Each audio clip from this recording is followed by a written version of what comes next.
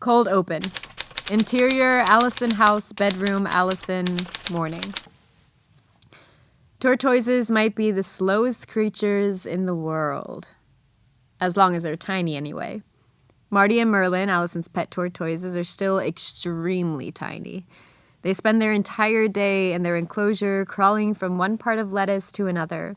Always crawling, or eating, or enjoying the sun, or sleeping. Sounds nice, actually. Some creatures on Earth have a way of defying time in their own way, don't they? Marty and Merlin here, for example, they could grow to be 150 years old, only eating leafy greens and flowers. No rush. They've got all the time in the world. Imagine that. Allison is already dressed. She's laying on her bed, watching her beloved pets. Her room is still a mess. The pizza box from last night is thrown casually on the floor next to something that you could call either a mountain or a lagoon of clothes. All black, of course. She gives her tortoises another leaf of lettuce. Do you think humans are always struggling and hurrying because every minute counts? Or is that just another way of escaping the reality that if they actually stood still, they might come to the conclusion that they haven't gone after what they really wanted from life? Ironic coming from me, I know. She smiles and gets up from the bed, grabs her bag and her wristwatch. And while she's putting on the ladder, she leaves her room. Cut to interior Allison house, kitchen, morning. Allison's humming a song. She puts 3 tablespoons of ground coffee in the coffee machine, fills the little water part thingy with water, and lets it run. Meanwhile, she grabs 3 cups from the cupboard. Catherine enters. She's wearing a cozy, oversized sweater that makes you want to rest your head on her chest. 5 seconds in her arms could make all your troubles go away. Who couldn't use a mom/sweater like that, right? Allison pours her a cup of coffee and smiles. Catherine sits down at the kitchen island and looks at her daughter, half worried, half fascinated. Okay, what did you do? Yesterday you were burying your head in the fridge when I left, and now you are glowing? Not that I don't love this for you, but I am curious. Sid Mignon, he/him, 48, enters the kitchen. Like his daughter, he's dressed fully in black. His combat boots might reveal that he's a cool dad, but let's face it, he's still the kind of man that would look for his glasses for 3 hours, only to find out that they were on his head all along. Did anyone see my newspaper? Am I interrupting something? Ali made us coffee. Allison gives her dad a cup and smiles. In slight amazement, Sid sits down next to his wife. I didn't know my daughter was a morning person. Did we finally exchange the old one? I might have met a person last night. The pizza guy? Really? The pizza guy? Tony? No, not Tony, Cassie, and not pizza, ice cream. There's vegan ice cream on their menu? Allison rolls her eyes but smiles. Dad, I went out to get ice cream. What about you-know-who? Suddenly the thought of Merkury returns to Allison's mind and her smile becomes a little less bright. You-know-who is not an option. Did you folks finally find some clues inside that casket? Well... Catherine puts her hand on his arm to stop him from speaking. Actually, that's something we wanted to talk to you about. I know you won't be home for dinner tonight. I think I'll order sushi. No, I mean yes, but we were thinking about bringing in some backup. Ugh, no. I don't want to share my room with Adam. It's been years since you've seen him. And I'm pretty sure we would not want you to share your room with any boys. Or girls. Or girls, good point. Or non-binary people, or people of any gender, you know. Nice save, Dad. Good thing you didn't have to teach me about the birds and the bees. What I'm trying to say is that we would never force you into that situation. So it's totally up to you. The Bismuths can stay in a hotel. Sid! Cat! We do have a spare bedroom. They can just share it with the 3 of them. We don't even know if they are coming. Well... But I can do sushi tonight, right? only if you order us both a boat. An extra ginger. Gotcha. See you tomorrow. Allison grabs her bag from the kitchen island, waves at her parents, and runs to the door. We love you. Act 1. Exterior street day. Merkury has got an old-fashioned Walkman on their head and is wearing, as always, a good millennial, a word we don't consider an insult on this show, black and white outfit. Allison spots them from afar and runs up to them. Merkury, wait up. Merkury notices her as soon as she gets close enough. They take off their headphones and smile widely. Hi. Great news. Ovi is coming home this weekend. That is great. Does that mean I can convince you to have a sleepover at my place?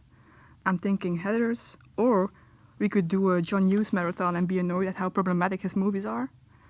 I think it would be a great college essay, actually. John Hughes and racism. John Hughes and rape culture. Movies that don't age well. Can we still watch them ethically? I'll think about the sleepover. Merkury makes a sad face. You are officially brushing me off. Are you sure you're okay with the Sasha thing? Allison is about to respond, but right that second, her phone pings. Hold on. She takes it out of her back pocket and checks it. There's a message from Cassie. I had fun last night. Do you want to go for a coffee later? Yes, I mean as a date. Her face glows again. She writes something back. As soon as she's put away her phone, Merkury looks at her with suspicion. What was that? Are you secretly dating someone? Not yet. Oh, A confused look enters Merkury's eyes. I was gonna tell you. Actually, I was just about to tell you. I met her last night. that's why I can't convince you with my hot brother. Right. Her name's Cassie, and she's really nice. They arrive at exterior school day. Ronald's already waiting for them at the bike stall. He runs up to them. His usual cap is missing, but nonetheless he's wearing an outfit that renders him invisible. Not really, of course. You just wouldn't be able to pick him out of a crowd. You're late. You said you were going to call me down before the counseling session.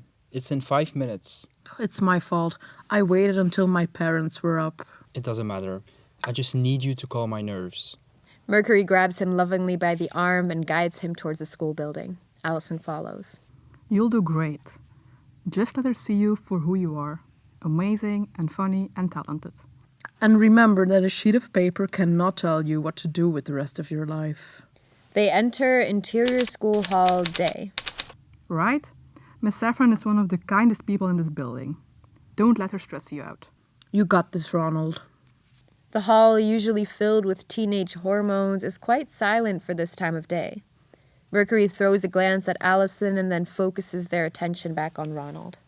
After our sessions, Allison can tell us all about the girl she's been dating behind our backs. What? I'm not. I met her yesterday. Was yesterday some kind of lunar love eclipse or something? They arrive at the door for the counselor's office, next to which a couple of chairs have been placed so people can wait outside. The door opens and a young woman sticks her head out and looks around. This is Miss Saffron, 32, she, her. Much like you would expect from a guidance counselor, her face is warm and inviting. She spots Ronald and smiles. Ronald Jade, you're up first. Good luck. Ronald reluctantly lets go of his friends and moves towards the office. He enters interior counselor's office day. Miss Saffron takes her place behind her desk and gestures towards the seat on the other side. Do sit down. Ronald sits down. I noticed you didn't fill in a preferred college. You know, with your grades, getting a scholarship isn't out of the question. It's not about money, not entirely. Choosing a college also means choosing a career. I don't think I'm ready for that. It doesn't have to mean that necessarily. Art or business, soul or profit, I think it kinda does. There's a small pause. Miss Saffron looks at Ronald in a way that would make any person under 18 slightly uncomfortable, as if she's looking for a spark, some potential, as if she's trying to figure out who Ronald really is. What do you value most? Ronald doesn't look at her. He's playing with his sleeves. My father wants me to do something useful, but I wanna...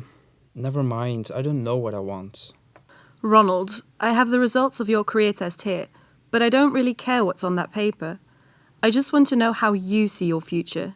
It's not a decision anyone can make but you. I don't want to go to a college if it's going to be like this. Allison and Merkury both assure me that it won't be, but how do they know? They don't. I just want to be happy.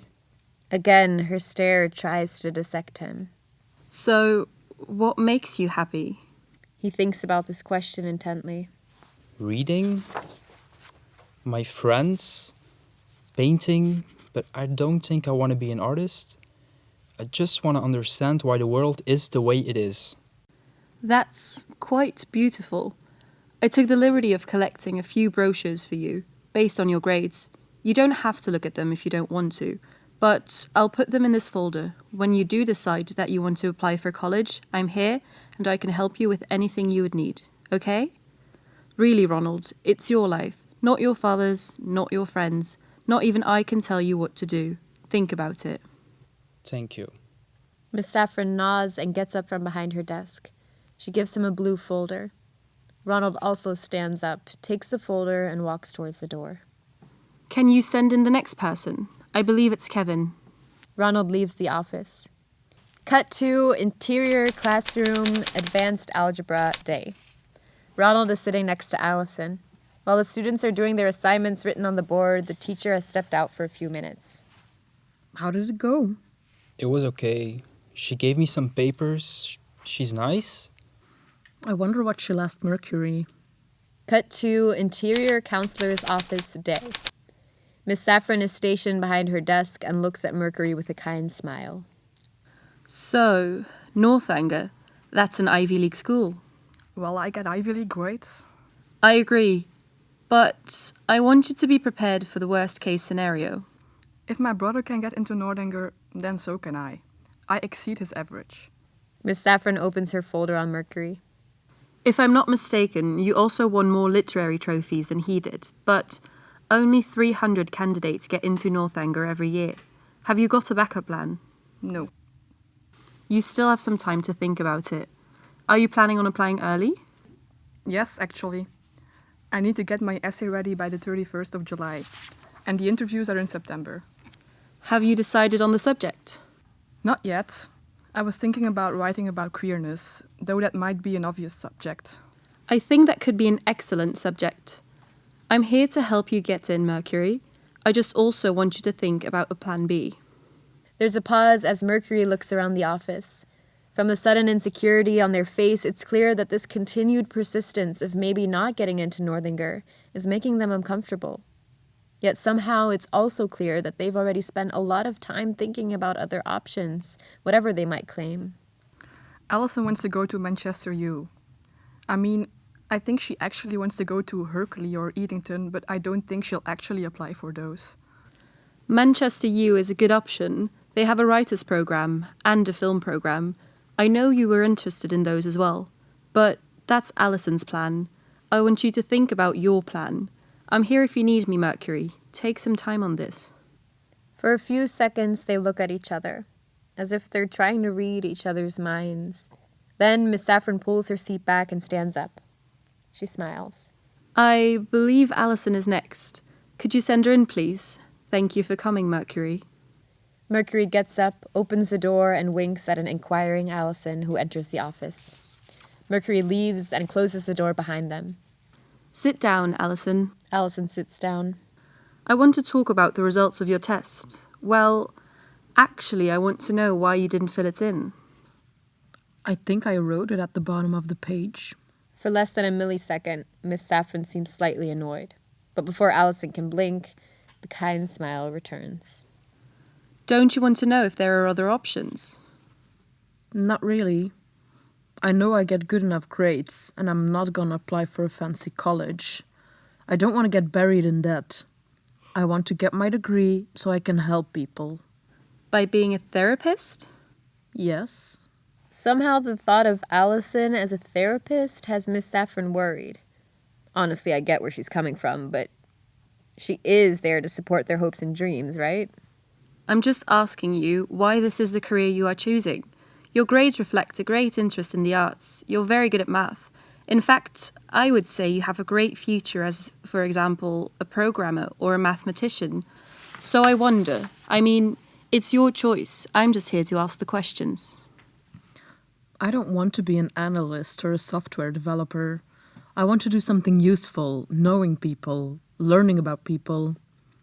I don't know. That seems valuable. I agree. And I think Manchester U is a good school. Progressive, queer-minded, lots of activist communities. But changing the world is a difficult task. It might take a lot of time. If only she knew, right? I think I've got that covered. Okay. Have you decided when you are going to apply? And what your essay is going to be about? I'm applying early, and I still have some time to come up with a subject, right? Of course. Miss Saffron gets up from her desk, maybe a bit too suddenly to not make it feel like a way to end the conversation quicker than absolutely necessary. Allison, thank you for coming in. If you decide on your subject, we can talk about it further. Can you send in the next person? Cut to interior journalism room day. Allison and Merkury are next to each other, both on their own computer. Allison is doing fancy stuff in InDesign, and Merkury is writing a column or something or another. Merkury nods their head and sighs. Northanger is a perfect school for me. If Orion got in, I can get in, right? No doubt. You're the best writer I know. How many writers do you know? That's not relevant. The journalism teacher walks in. He has a blue folder in his hands. If you could all be quiet, please. I have an announcement to make. As you all know, the school paper launches a poetry competition every year. See, normally, an external force is brought in because the slam poetry state champion chooses the winner. However, the state champion is in this very room. Mr. Gray, can you please come up here? Merkury's head turns to Allison. They make a funny face and move towards the front of the class. The teacher puts his hand on their shoulder. You have the honor of choosing the candidate for this year's competition. That means that as soon as I give you this folder, He pats the blue folder. you have 24 hours to give us a winner. He or she or they will be awarded a grand check and will, of course, be published in the yearbook. The teacher smiles at Merkury, who's a bit baffled. He gives them the folder. The other kids applaud as Merkury returns to their seat. I totally forgot it was this week. But I think it makes my point. You are a great writer, an amazing poet, and people rely on your opinion. Merkury puts the blue folder next to their computer and looks as if they're about to confess something. I may or may not have checked out the Manchester U writing program. Looks pretty good. Merkury, she has one teacher. Ask your moms. They won't stop bragging about you and your amazing accomplishments until you are self-assured again and you stop this crazy idea of you joining me at Manchester U. For a second, Merkury seems to wish that Allison would not make jokes about this. They look at her with bold eyes but a trembling heart. It doesn't scare you? What? Well, being all the way over there while I am all the way over there? Allison's face remains cool. She tries to ignore the fact that Merkury looks like they're about to say something important. We have another year and a half together. If we make good use of our time, I could get bored of you by then. The moment in Merkury's eyes disappears. If Allison can make light about this, then so can they. Only if you start showing up for movie nights again. Allison stares at her computer. If only she knew what to say. If only she could tell them. Maybe she should tell them. Merkury, there's something that I need to tell you. The bell rings. Merkury gets up. The past 5 minutes seem to have flown away. They smile unbothered. Okay, but food first. I'm starving. Act 2. Exterior lunch pad day. Allison, Merkury, and Ronald are sitting on a patch of grass in the lunch squad. It's a nice sunny day. Allison is eating a delicious-looking muffin. People who don't eat their desserts first are weird. Merkury has treated themselves with 2 portions of cafeteria ramen. Who are they making these portions for anyway? So small. And Ronald is eating a sandwich. Smoked tempeh bacon, grilled tomatoes, and fresh lettuce. She gave me this folder, but it's not like I'm suddenly going to know what I want to do because I read some overhyped brochures of expensive colleges. Couldn't do any harm reading them, though. Can I take a look? Ronald gives her the folder and she browses through the brochures. I agree with Ronald. 17 is just way too young to decide what you want to do for the rest of your life. But you know what you want to do, and so does Allie. Yeah, but it's not like she's actually going to be a therapist. Allison looks up from the brochures. She's insulted.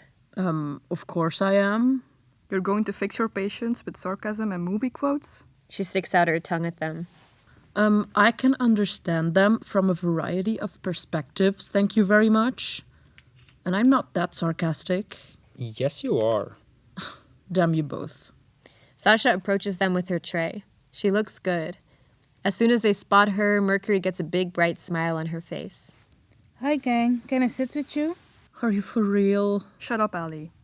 Merkury makes shut-up eyes at Allison. Of course you can. Did you have your career talk yet?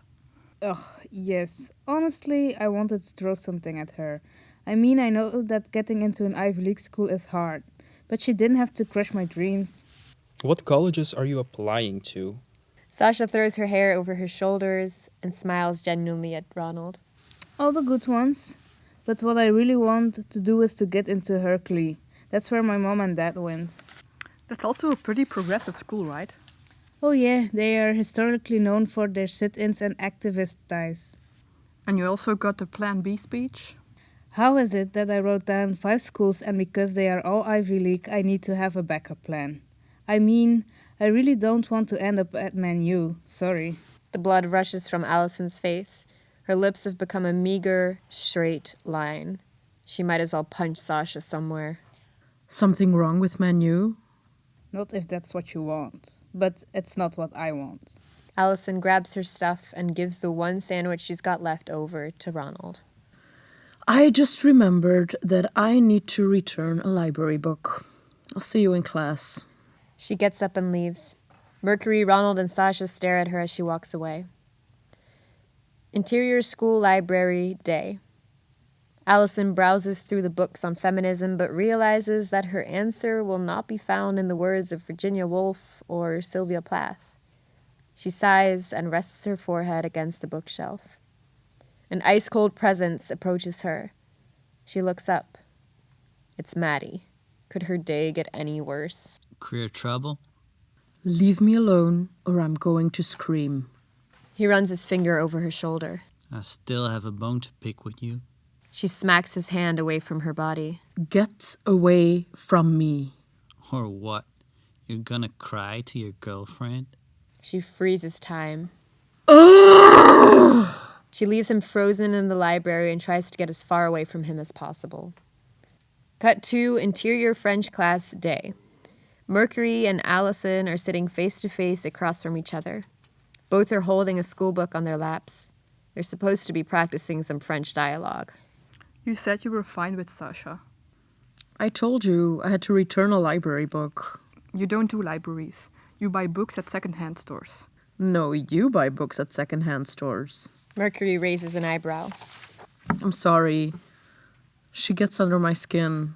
I promise you that she's cool. And funny. And very beautiful. Yeah, I know. The bell rings. Allison grabs her stuff, and before Merkury can say anything else, she's gone. Merkury stays behind. They frown as they put their stuff in their bag. Cut to Interior Allison House Living Room Day. Allison's thrown herself on the sofa. Pillow is covering her face as if she's just used it to dampen her screams. She puts away the pillow and grabs a book. She's about to start the first page when the doorbell rings. She gets up from the sofa. Interior Allison House Hall Day. Allison opens the door. It's Cassie. Hey, Hey, you are not in a good mood. sorry. I had a bad day. She gestures at Cassie to come inside, but Cassie looks a bit doubtful. Do you want to do this another time? No.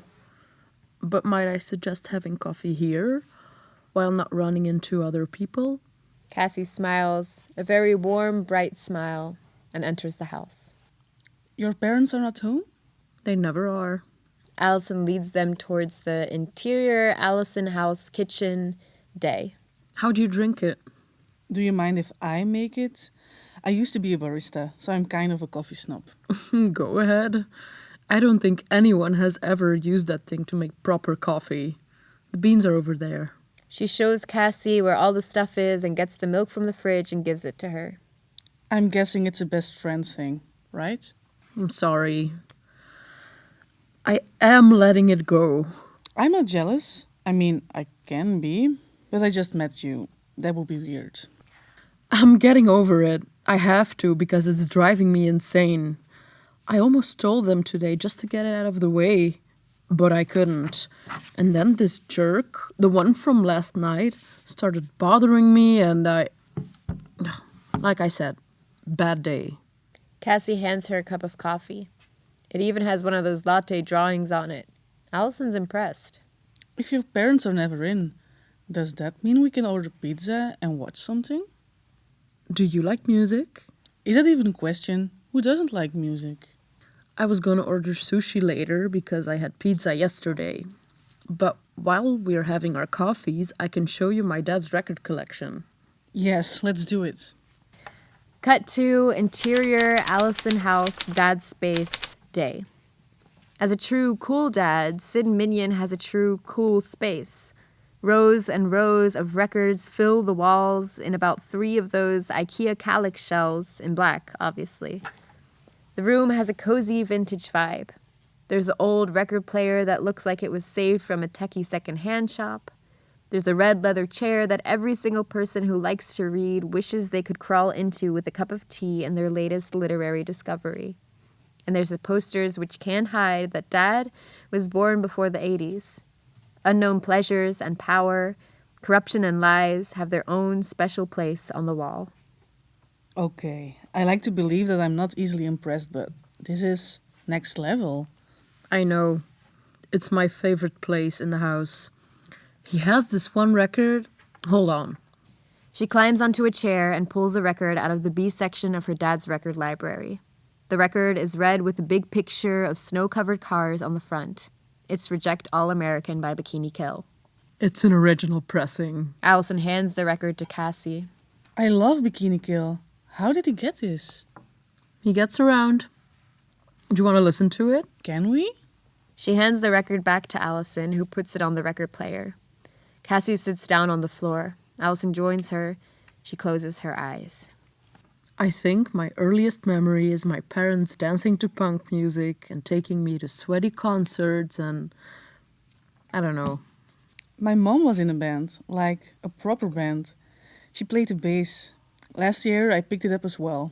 I can actually play this song. I wish I was in a band. That's so cool. Do you play music? I could learn. You could teach me. Yes, next time we can meet at Richard's. You can't go into my room, but I have a guitar and a bass.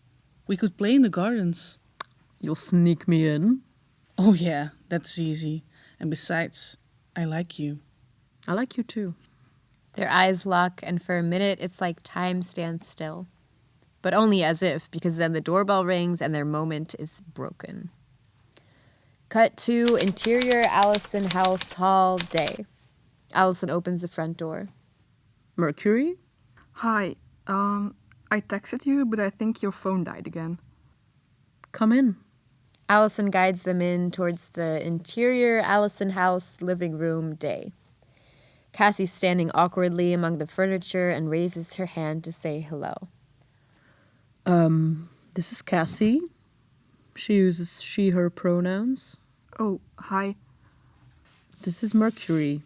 They, them. Oh, you are the best friend. I'd like to think so. Allison is very uncomfortable. So, what's up? You are on a date. Sort of. What's up? I lost the poems.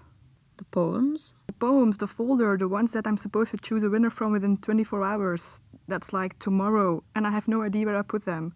If I don't find it, nobody is getting that check. And I will probably be expelled, and that will ruin my perfect record and my chances of getting into Nordanger. Did you check all the places where you went today? I checked my bag, my house. I just haven't checked at school, and I was hoping that you would join me, but I don't want to disturb your date. Yeah. I can come with you. I would love to see the halls that you walk every day. Sure, yes, that would be amazing. An extra set of eyes. Okay. I'll get my coat. She moves back towards the hall, Cassie quickly following her. Interior Allison House Hall Day. Allison takes her coat from the coat rack. I might have overstayed my welcome. If you don't want me to go, I understand. Allison puts her hand on Cassie's arm. No, I don't want to go, but if I have to go, I'm glad that you're coming. Okay, let's find this poem so I can convince you to let me stay for sushi. It's a date.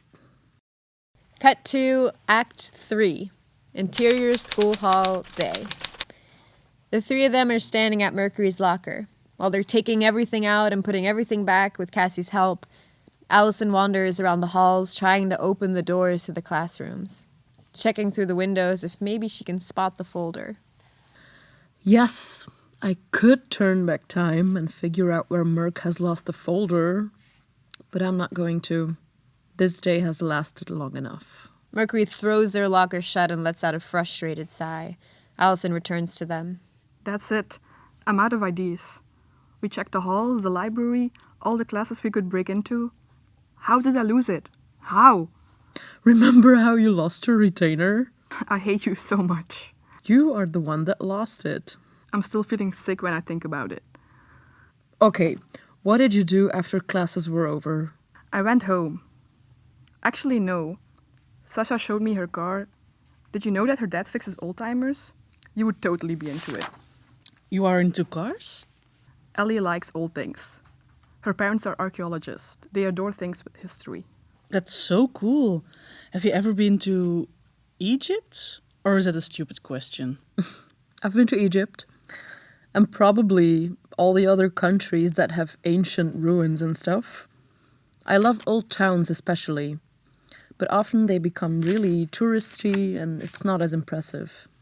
Merkury interrupts this conversation that has suddenly gone from them and Cassie to Allison and Cassie. Maybe I should call Sasha. I might have left it in her car. I'm gonna go check on the toilets again. She leaves and walks towards the girls' bathrooms. This is a good time to point out that gendered bathrooms should really be a thing of the past. She enters Interior Girls' Toilets Day. Allison looks at herself in the mirror, rolls her eyes, and faces the camera. Okay, I cave. Let's do the time warp again. Time starts moving backwards. The tricky part about time bending is really never letting anyone see you at two places at once. That means that Merkury cannot see me with the folder because that would alter the original timeline. Yeah, I know, I don't make this stuff up. But once you get used to it, it makes sense, I promise. Cut to Exterior School Car Park Day. Allison spots Sasha and Merkury, who are in a deep conversation about the lime-colored Porsche 356 that clearly belongs to Miss Girl Scout's cookie. As Merkury smiles and Sasha reaches inside her car to grab something, Allison freezes them both. I admit it's a nice car. So, Merkury, do you have the folder? Nope. When's the last time I saw you with the folder? The squad. She leaves them unfrozen, and as she walks away, she turns back time even more on her golden wristwatch. Exterior School Lunch Squad Day. Allison watches as other Allison walks away after Sasha gives her remark about Manchester U. Ronald, Merkury, and Sasha stare at her as she enters the building. Did I say something wrong? Ellie is going to Manchester U, so I think you've offended her. Oh. Well, I didn't mean to. Do you want to check out my car after school? My dad finished it yesterday. Yes, sure. Sasha smiles. She gets up and walks away. I'm confused. About what? You two seem like you're already dating, but you haven't even been on the actual date. I think she actually just really likes me, which is good, because I actually really like her. What about Ellie? Nobody can beat Ellie. I mean, she's Ellie. We've known each other for years.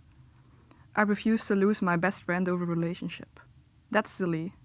Like you said, Sasha and I aren't even dating yet. And why would she even care? It's not like, right? Right. What? Allison is my best friend. Ugh. All this college talk has me seriously screwed up. I don't want to lose what we have. Merkury looks at the building in which both girls have now disappeared. Maybe I should apply to Manchester U. That, my amazing friend, is a great idea. But that's not your plan. It's Allison's. You're starting to sound like Mr. Fran. Merkury laughs. Ronald gathers all the brochures and folders together and puts them in his bag. They both get up and start walking away. Allison freezes them and walks over to Ronald. She smiles at his frozen face and takes his bag out of his hands. She opens the bag, gets the folders out, and checks to see if one of them is filled with poems. And one of them is. Cut to interior school hall day. Cassie and Merkury have not taken long to become friends. They're both speaking with fire and passion and laughing as if they've known each other for a long time. The really amazing thing, though, is that it's a group of people that love art in all its shapes and sizes, and we come together every other Wednesday. And you do slam poetry as well? Not me, but some of us, yeah. And you're totally invited to perform one of your pieces. State champion, wow. Allison approaches them. Guess what I found? Oh my god, Allison. Merk runs towards Allison and gives her an intense hug. After a few seconds, Allison takes an awkward step back and smiles a non-verbal apology at Cassie, but Merkury doesn't notice. You are my literal angel. Where did you find it? Last place anyone would look. She walks towards Cassie and grabs her hand. I think we're going home now. Sushi? Sushi. An uncomfortable pause falls between the three of them. Merkury swallows away whatever it is that they're feeling. Sorry again for interrupting your date. It was nice meeting you, Merkury. Same. See you tomorrow. Bye. Allison and Cassie leave the school already in conversation with each other again. Merkury stays behind, again, and frowns, again. They look at the blue folder with the poems and sigh. What light through yonder window breaks? They sigh again and put the folder in their bag. End of episode 2.